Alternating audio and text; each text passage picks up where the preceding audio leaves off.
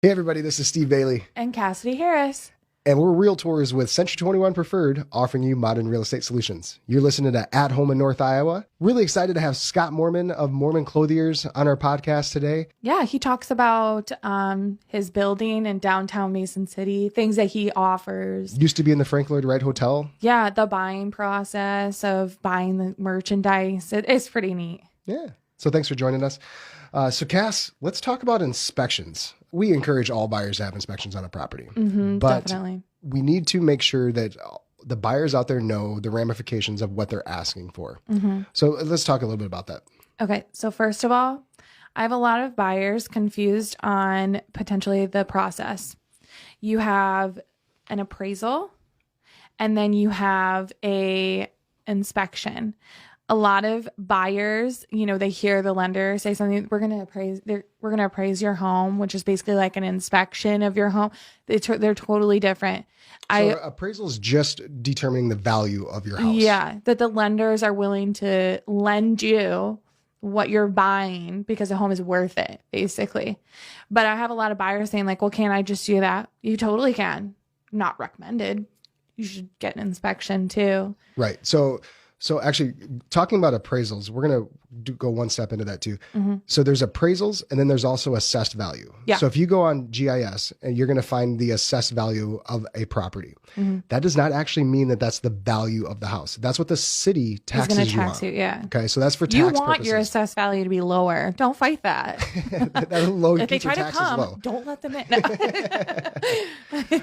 So you got the assessed value. That's what the city taxes you at. Then you have the appraised value, which somebody's going to come into the home and they're going to look at. Typically higher too. Correct. Yep. And then you have the inspection. So the inspection is when you're going to call a professional home inspector to come and take a look at the property. And they're going to look at the electrical. They're going to look at the roof. They're going to look at the furnace. Foundation, yeah. And they're going to address issues that you could potentially have with the property. Yeah, get up in the attic. And then they're going to define it as major issues, deferred maintenance issues. Just like little nitpicky things, I think. Yeah, just like little things that come up on almost every inspection. Right. So I have never been to a home inspection where something wasn't found. Oh, yeah. Even brand new homes. Brand new homes. Yep. There was somebody that bought a brand new home at one point in time. I did not work with them. And I think a water pipe or something might have broke and just flooded their entire house. How are you supposed to see that without banging through the wall and the sheetrock and checking the plumbing behind? Things can happen in every home, brand new or older, So it's important to have that in a home inspection. So you get this inspection back, and let's just say one of the most common things we see is GFCIs. Oh, yeah. So GFCI is a ground fault outlet. You want to make sure that those are within 6 feet. Is that what it is? If it's within 6 feet of a water source, it needs to be GFCI. I think that they're going to, I don't know. I think Brian, our inspector, who we want to get on here at some point in time, he, I think, talks about how they're going to try to like make it so if it's closer, you know what I mean, or further away from a water source. Okay. So they might be changing that rule. I mean, electrical stuff changes all the time. Right. So that's why that's the most common thing that you find, because like what was standard at one point in time is no longer standard. I mean, now you have to have an outlet every so many feet when you build a new home. Yep. That was never the thing, Right. A 3-prong outlet that came out. You went from your knob and tube wiring to your fuses to your breakers to, you literally see it all. We see it all. Yeah. So that GFCI, let's say everything else on the house is perfect except for these 2 GFCIs that need to be installed. So the one thing that buyers need to understand that is if they ask the seller to fix that GFCI, they are changing the contract. You're opening it up to negotiations. You're basically back at the beginning. Yep. So that seller at that point has the ability to just walk away and take another offer. So and you say, ask for somebody else wouldn't nitpick this. I'm not going to go with you. Yep. So that kind of puts the buyers in a unique position, because sometimes you want that stuff to get fixed, right? But you have to be willing to lose the house to ask for that item too. Yeah. So this might be $100 fix or something.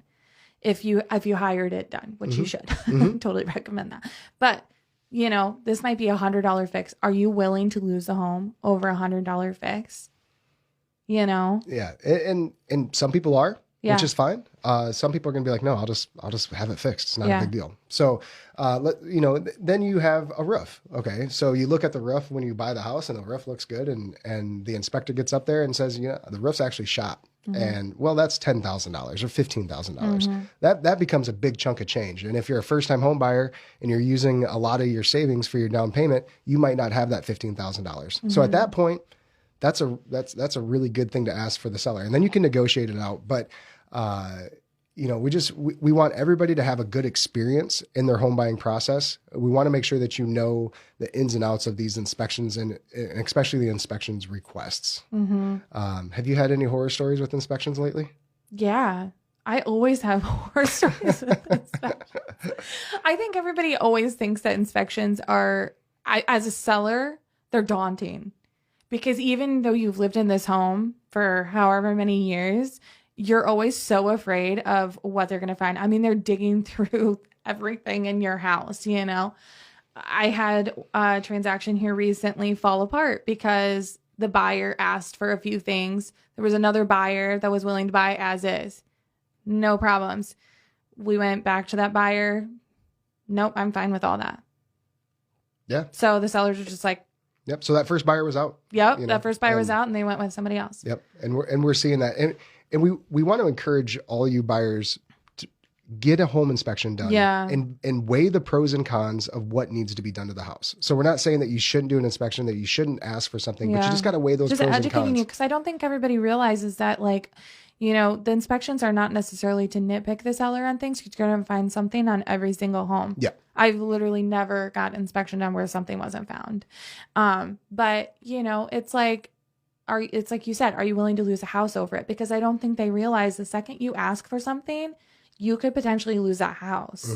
There's most houses have 7 or 8 offers on them now because we have such a lack of inventory that they could just be like, no, going with the next one. Every seller thinks that their house is the best house. They become emotionally attached to it. Once you start telling them your house is crap because of GFCI, they're like, well, I'm going with the next one, Yeah. So just something to keep in mind. You said something the other day that was genius when talking to a buyer, because you're going up against so many other buyers on a single home because there is a lack of inventory there.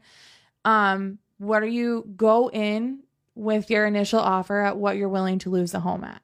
Yeah. So if you're going to wake up tomorrow morning and be okay that you lost the house, then that's the price that you need to be at. If you're going to put that price in there and you wake up tomorrow morning and you're going to be devastated that you didn't get the house, increase that offer a little bit. Yeah. Would you be willing to lose the house over $1,000 difference? Or would you? Yeah. Yeah. Yeah. Because you almost have to. Yeah. Yeah. It's the times we live in. Yeah. And I think it's crucial to talk to your banker too about what type of loan you're getting. That makes a big difference. Buying power is important. Definitely talk to that banker. That should be step one. Yeah. I mean, it doesn't always come down necessarily to price. It could come down to the type of loan you have. All right. Thanks everybody for joining us. Hopefully you enjoyed the podcast with Scott Moorman. Yeah. Stay tuned every Friday for new podcasts.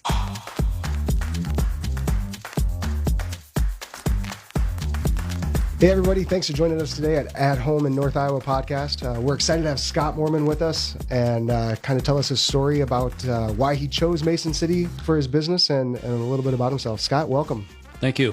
Good morning. So how long have you been in Mason City? Since 1983. All right. August of 83, we moved to town.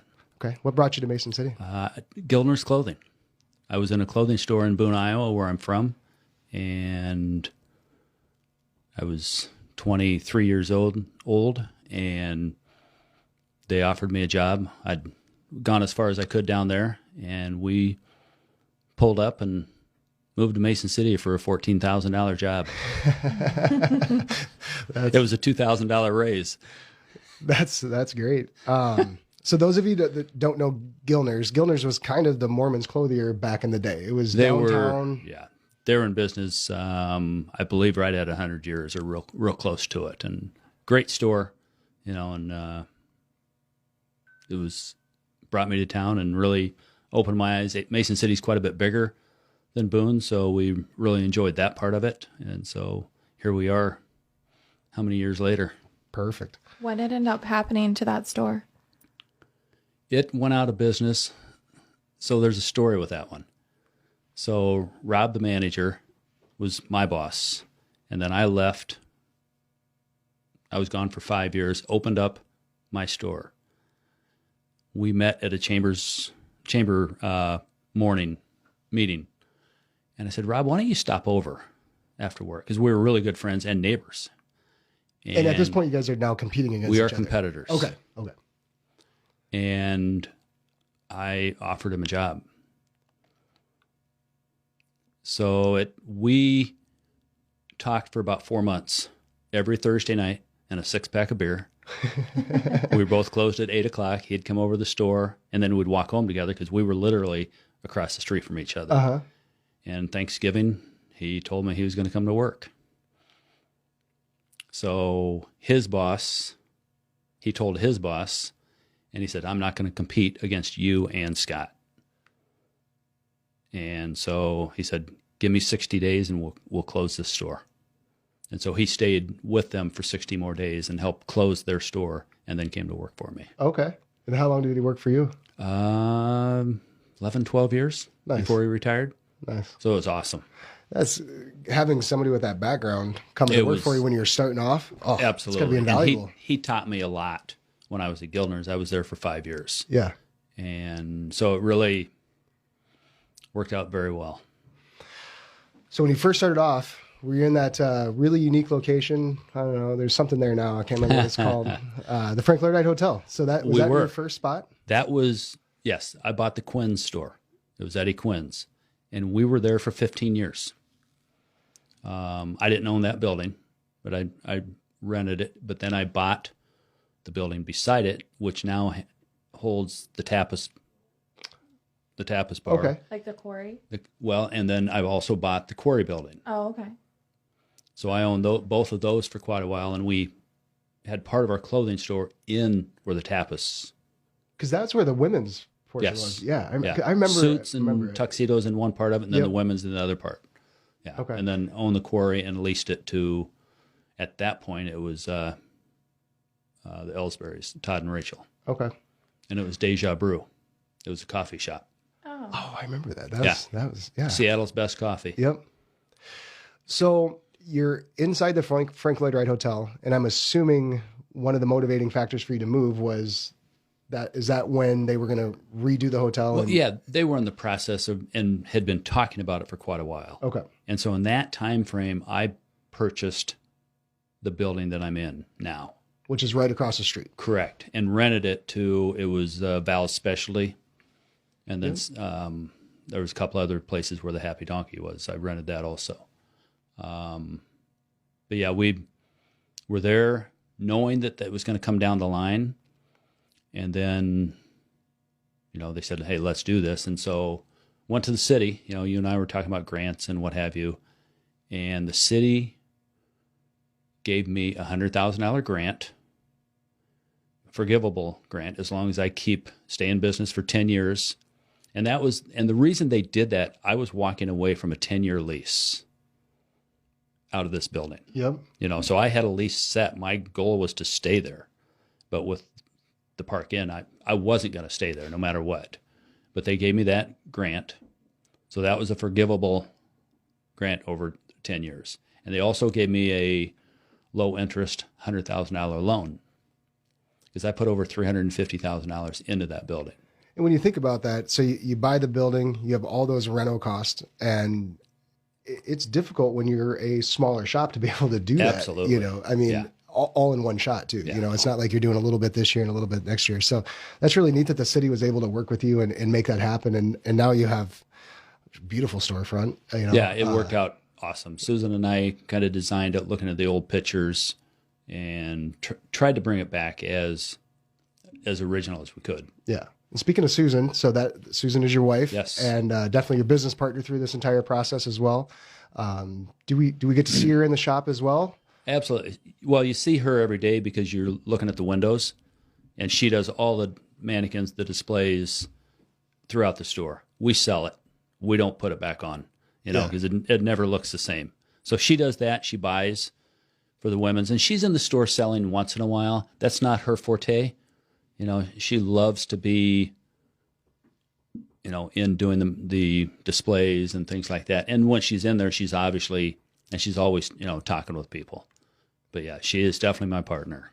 Awesome. Wasn't there something with Wells Fargo in the Moorman Clothiers building at one point in Yes, time? where my tailor shop is. Okay. That was a Wells Fargo pickup area years and years ago. I don't know how many. Yeah, if you go into Wells Fargo, they have like charts of the history of Wells Fargo, and there's pictures of that building up in there. That's kind of neat. Was it like 1800s It or was something? Definitely in the 1800s Yeah. sometimes, yes. Okay, so can you tell us a little bit about the buying process? Yeah, like I said, Susan does all the women's. I help her a little bit. I'm just because I go. And we go to our biggest market that we go to is Chicago. It's one of the biggest definitely biggest in the Midwest, but just about in the United States right now. We've been to Vegas a couple times. There's a couple small markets in Minneapolis. So in the clothing business, it's at least a 6-month advance.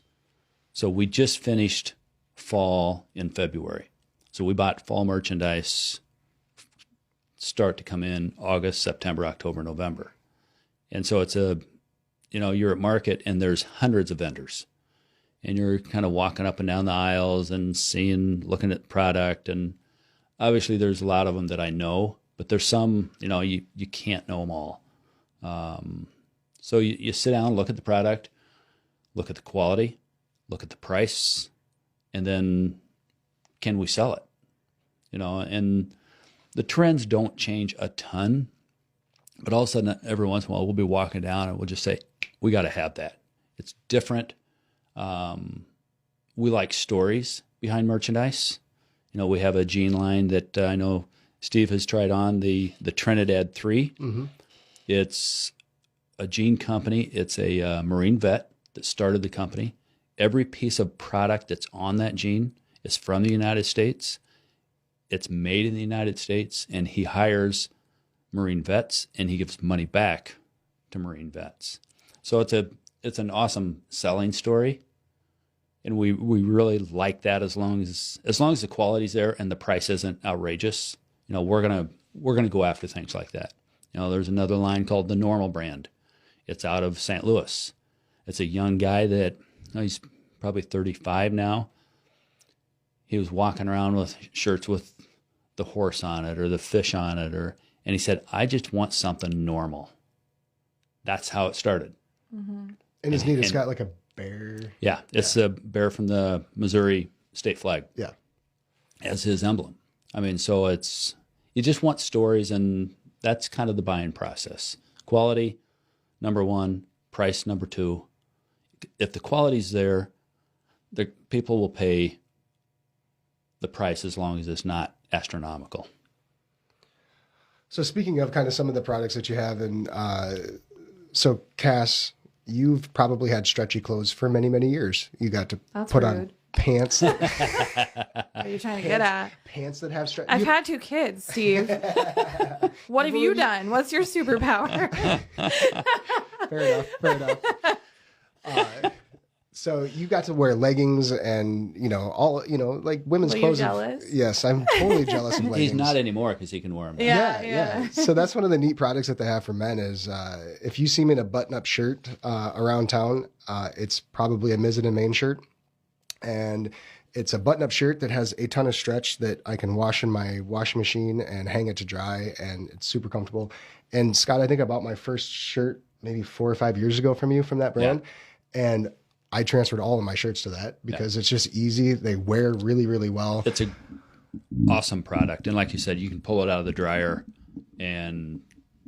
or washing machine, and you don't have to do anything to it. Yeah. In fact, if you put an iron to it, it will melt, And the story from this company was it was made in the United States. And we really go after that kind of thing back to the buying process. But yeah, it's all about comfort anymore in men's and women's. So it's all about comfort. It's the same way. We now carry Lululemon in men's and women's. And men's of Lululemon? Absolutely. Mm. And, great shorts. Steve's eyes are huge. It's just a product that is, we have been trying to get it for over a year. And we got it at the end of February, and it has just been crazy. You know, it's funny when you think about Lululemon, because you think of it, you think of younger teenage girls or like college girls, but the product is really, really good. I mean, it lasts a really long time. I mean, I have a few of their shorts and a few of their shirts. You must have just recently got those. Actually, no. No? No, I've had them for quite a while. I think I was talking to some... Oh, were we talking... Who were we talking to? Or were we talking to Casey, I think, about Lululemon? And he's like, what's Lululemon? We're like, what? Yeah. What planet are you from? How do you not know what Lululemon is? Yeah. A lot of guys don't because, you know, like you said. Yeah, I didn't know they carried men's. Yeah. And a lot of guys don't. And a lot of guys saying, you know, I've had a couple guys, I'm not going to wear something with that name. You know, it's just funny. But then they try them on and they say, okay, I'll wear it. You know, because it's so comfortable. So you got things rolling in Mason City and things are going well in Mason City. And then you decided to open up a store in Ames. Correct. Prior to that, we had a store in Clear Lake. Oh. I was going to say, you probably didn't. I did not know that. Yeah, in the early 2000s. And we had it there for 3 years, I believe, right downtown on Main Street. And it just got to be where it was, you know, had a nice little business there. But then I thought, okay, we're too spread out. I want to do something different. And it really did what I wanted it to do. We were over there for 3 years, maybe 4, and we got a nice clientele. Well, they followed to Mason City. And some of those people probably lived from Ames or Des Moines, too. Correct. And then we bought Ames. Yeah, going back to the Ames thing, we bought Ames. It will be 16 years this September 1st. So it's done a great job. We had a manager there for a while. And then 7 years ago, my oldest son came to us and wanted to come and run it.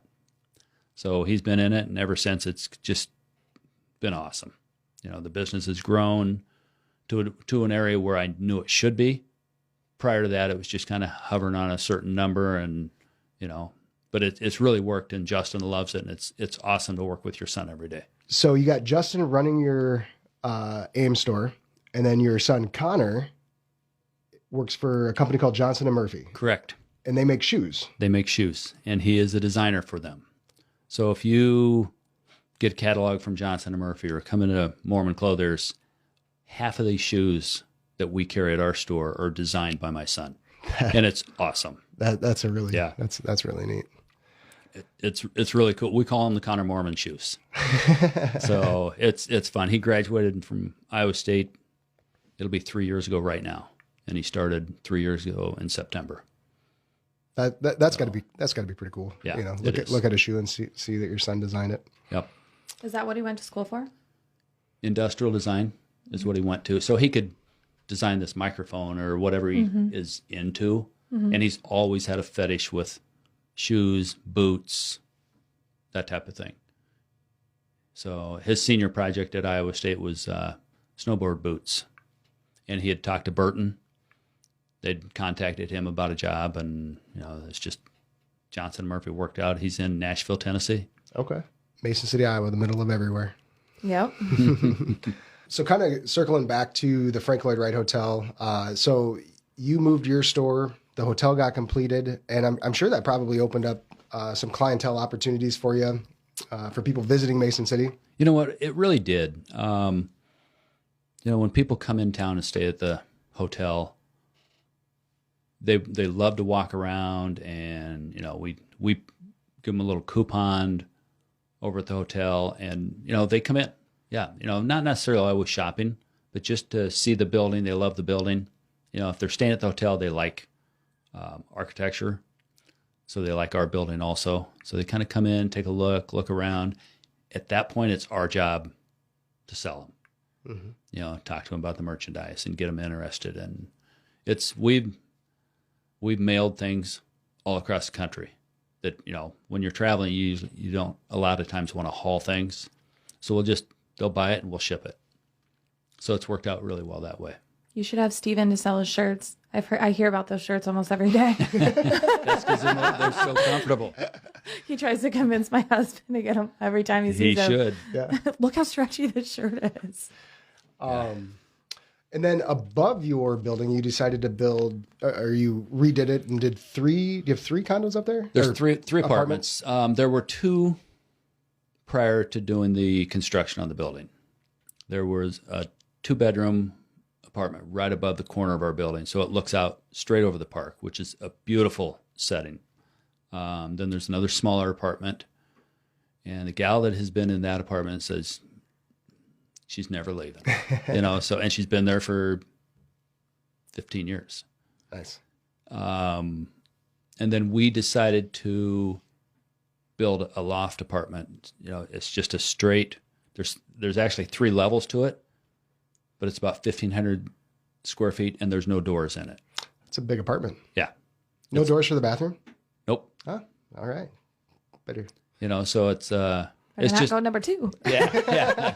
It's just it's a cool setup. And those are typically, we kind of classify as the higher end rentals of Mason City. We spoke about it in previous podcasts, how important the rivers was. Mm-hmm. It's really important to have those opportunities for people, like a nice place. Not that there's not nice places all over Mason City, but that next level place. Plus, we did it, this one thinking, someday we could live there. Mm-hmm. I haven't convinced Susan of that yet, but maybe someday. But it's really a nice setup. There's carpet, there's old original flooring, and there's new oak flooring, and there's tile in the bathroom. Nice. And it's glass block in the shower. It's just a beautiful setup. When people rent that, they stay for quite a while usually. And even the corner one. The corner one is a 2-bedroom. This other one's a 1-bedroom. Was that all a part of your renovation cost that you said was like $350 or something? Yes. Mm-hmm. Yep. So, just out of curiosity, are there any other plans going forward to any of the other buildings in downtown? I know Not that I know of. I only own Moorman Clothiers building now. You've been in almost every building, though. You should buy some more. I was going to say, there's more opportunities there, Scott. Well, it's got to be the right opportunity. So, when somebody comes into your store, like me, obviously I'm super fashion conscious.